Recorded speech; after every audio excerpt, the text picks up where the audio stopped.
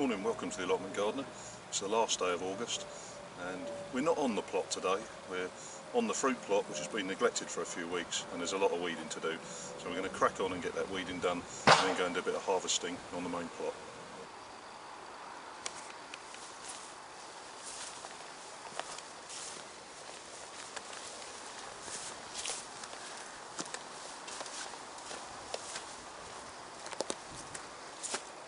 Now all that has been left for just 2 weeks, so let's see if we can get it back to its former glory and let's get our hands dirty. And that's what happens if you leave your weeding for a few weeks. As you can see, the beds have all been sorted out now. You can actually see the raspberries now as opposed to the weeds. You can see the fruit cage with the blueberries in it, they're coming along nicely. Cultivated blackberries, and I've left one weed in there just to remind you what it looked like. Absolute hive of activity down here today. There's people all over the plot. 1, 2, 4, dozen people probably here, not including myself. All I'm going to be doing is harvesting and clearing away some of the old crops. Beans have probably come to their end, so we'll get them out and get the space ready for something else. Get a few more spuds up, take some of the courgettes out. Lost the Atlantic pumpkin unfortunately. Bit of watering, bit of tidying up, and I think there's a couple of corns ready as well, so let's have a little look around the plot. If you look closely, this is bed 1 and the moolies that we put in last week are already showing, so I've given them a good soaking. Also we'll have a look at the leeks on this bed. Leeks have been watered, still holding their own, standing up nice and strongly, so looks like we've got them in at the right time, and as I said previously, leaving a bigger hole for them to grow into is certainly the way forward. Not much of a sign of the spinach, just tiny little leaves starting to appear. Bed 2, if you look closely, right in the middle you've got one of the squashes, and if you look behind it slightly to the right, another squash. The big marrows that we've got going down there on the left.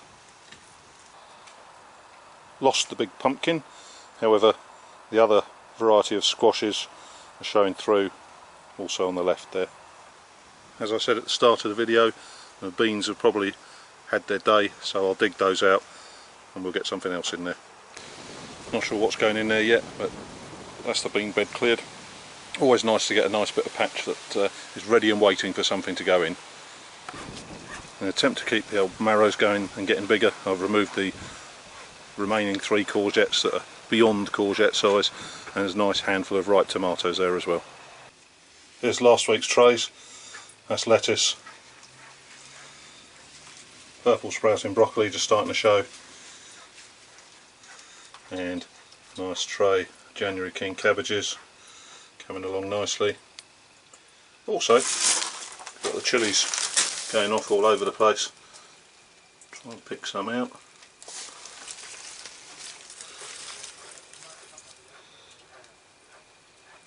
Bit small, these ones.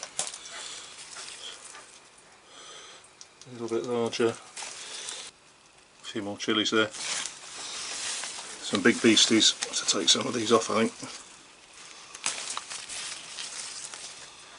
Fair old size.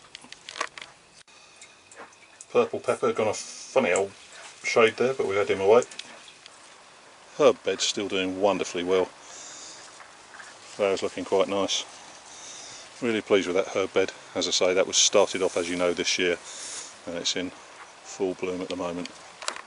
As always, couldn't come down the plot without having a look at the field of dreams. There are some corns that are ready to be taken. I'll show you those when we pile up all the veg at the end. Moving on, about time we took some more of those runner beans as well. Didn't notice this one sitting at the back. As you can see, it's all dried out and brown. Opened it up just to have a look. Nothing to be rescued from that at all. I think we might give that to one of my neighbours who's got a bird that can be stuck in the cage and they can eat it. Another healthy crop of spuds. These ones are definitely better than the experimental ones. The bonus is they're the Maris Pipers, which are the potatoes for me. Lettuce is starting to take shape now, and there's the multicoloured ones that we put in subsequently. So that's the original ones there.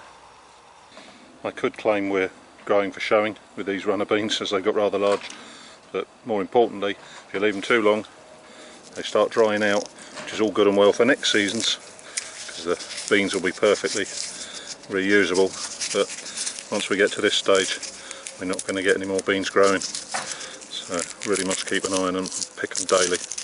As I say, there's next year's crop already getting stored. We've used these for years now. A solitary tomato, you never guess where that is. It's in the middle of the brassica bed.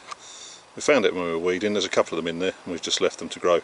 What I'm looking forward to is one of these beauties. This water butt feature hasn't been as good a feature as I'd hoped for, but what I can say is the hundreds and thousands of tomatoes are coming along nicely. Well, that was just a quick dash around the plot. Spent a couple of hours weeding the other plot, which is always something you can do if there's not much going on in your plot.